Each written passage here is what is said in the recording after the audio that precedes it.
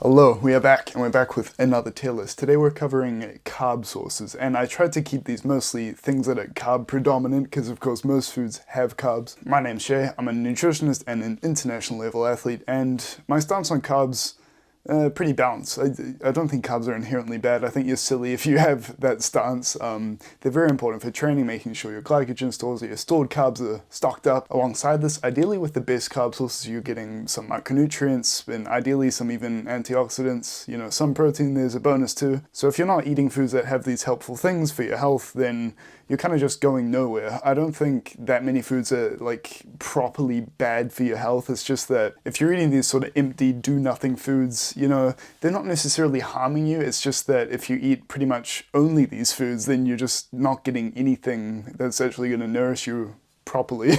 So you're going to end up with all these deficiencies. But anyway, on to the actual tier list, and we're starting off pretty strong with oats. So along with the carbs here, you're also getting some good fiber. It's also a really good source of iron as far as plant sources go. Iron is still not that bioavailable, but oats has got a really nice spread of micronutrients. Like, look at how much headway this gets you just with 300 grams of oats. Like, this isn't a full day of eating. It's just like one thing. I know it's a lot of oats, but you'll see what I mean. It's also so cheap and so versatile. So for that, I'm putting that in S tier. So next up is tortillas, and this depends a lot on the flour that's used. If it's just standard white flour, you're not getting much at all. Maybe corn flour has a little bit more, but interestingly with flour, it really depends on where you are as far as you know, your country and the quality of the soils, because of course most plants just take up whatever's in the soil.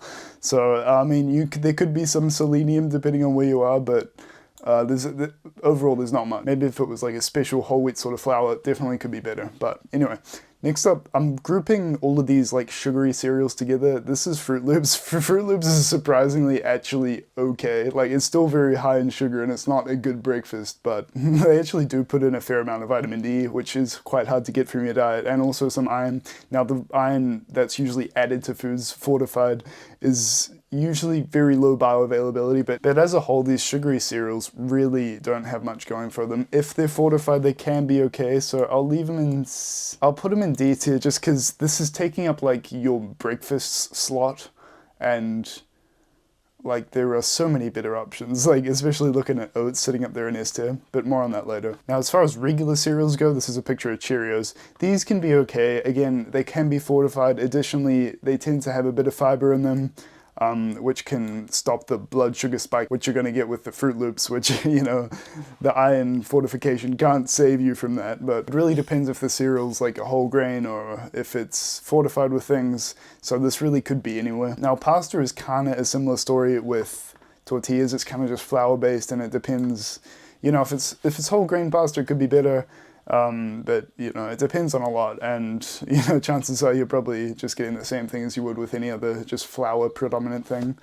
We'll get onto whole grains later though. Now, chickpeas, I'm grouping in lentils here as well. These are fantastic for value, and they also have some fiber, some folate, a good amount of iron for a plant source. And if you watch my value tier list, these were at the top. So for this one, I put them in A tier. I think micronutrient profile could be a little bit better, but it's still all around a very good choice. Now, chili beans, pretty much the same story. I'm just gonna gloss over that. The micronutrient profile from chickpeas, lentils, and kidney beans or chili beans are practically the same, which is why they're kind of all grouped in a family, which we call legumes. And the legumes are mostly carbs, but they have a good amount of protein as well if you're going for that. And next up we have just regular candy, and I'm putting this straight in D tier. It's probably below Fruit Loops.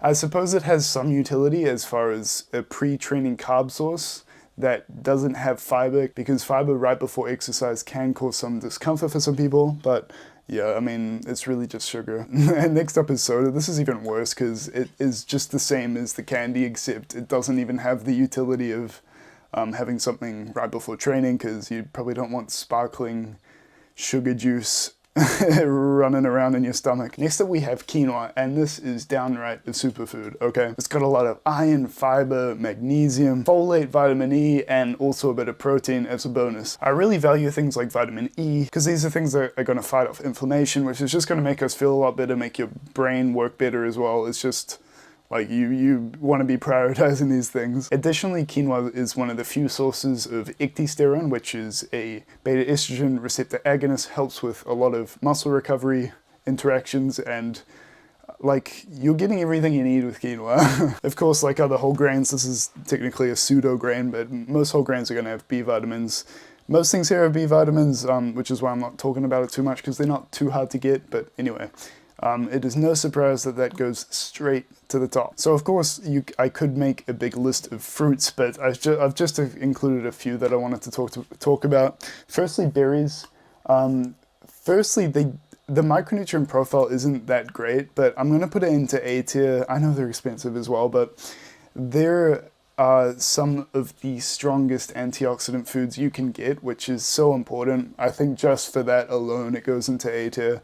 I know the carb content isn't that potent compared to some of these other foods, but just for that, and you know, especially after saying how I value vitamin E for its antioxidant qualities, that's got to go pretty high. Apples, I'm really not that impressed by. It's got some fiber that most plants do. It's got some vitamin C that, you know, most fruits do.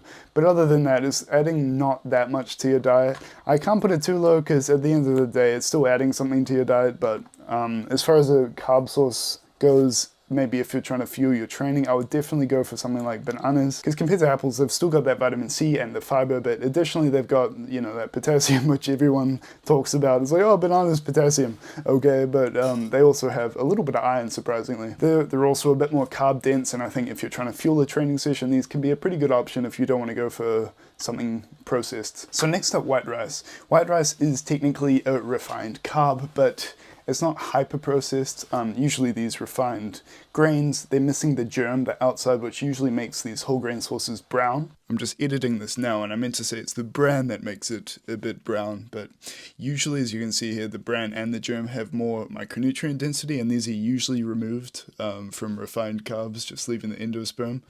But even despite missing this, white rice still has a pretty good micronutrient profile. It's got decent iron, folate, fiber even, despite missing the coating, which is quite fibrous. I think for that it can go right into B tier. I think that's a pretty fair placing. Now, brown rice is an interesting one, because usually between a whole grain and a refined grain alternative, these usually have a big difference, but not really for rice. Now, don't get me wrong, brown rice is pretty much just buffed up white rice, because it has, you know, most of the things white rice has, but a bit more. Additionally, it has quite a bit of manganese, which we need for, again, anti-inflammation, a little bit of a role with that, but it has other roles like cartilage. It's also got a lot more fiber, which, you know, is helpful for your gut, and if you're trying to eat a bit less, it can satiate you, and it won't really feel like you're dieting, which is one of the good things about fiber. I guess if you're trying to bulk, go for white rice, so you don't get satiated too soon, but brown rice, solid A tier. Now, white bread, yeah, not much. There's a little bit of iron, there's some, like,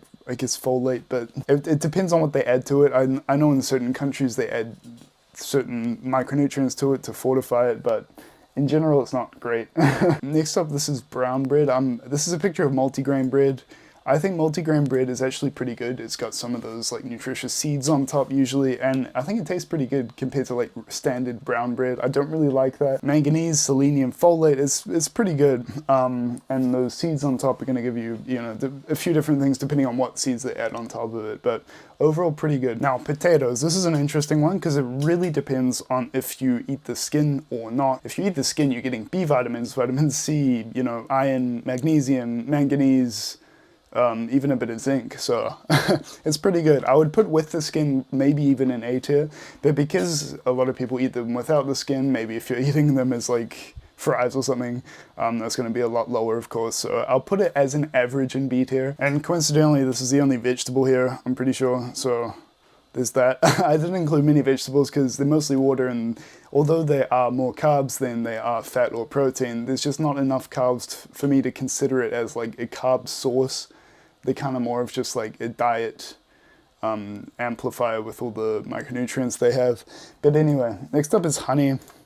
I mean, I'll put this a step above candy because, I mean, the research about honey is really weak. I'm not that convinced, but I suppose it has some weak basing as far as anti-inflammatory properties from the flavonoids and the polyphenols, but yeah, there's not much going on there. And lastly, we have muesli, and I think muesli is a pretty good option. This is the reason I left like the regular cereals in B, because I wanted this to go in A tier, because when you're mixing these usually whole grains with like seeds and nuts, you're getting a big spread of micronutrients as well as some good protein, because usually with plant proteins you want to mix it up so you get all the aminos, and by the time you're done with it, it's usually got, you know, pretty high iron, manganese, magnesium, as well as some fiber and usually some protein. So I think it's a pretty good option. I would say as like what a conventional breakfast meal might look like, oats and muesli are definitely at the top compared to like regular cereals, and like the sugary stuff way at the bottom. But it's never gonna beat the price of the oats, so I love them. But anyway, that's the list for me. Let me know what you think, and you're very welcome to disagree if you give me a bit of reasoning. But other than that, I would appreciate if you drop a like on these. These take a bit to plan out and edit, so I would appreciate that, and maybe subscribe if you like this type of content.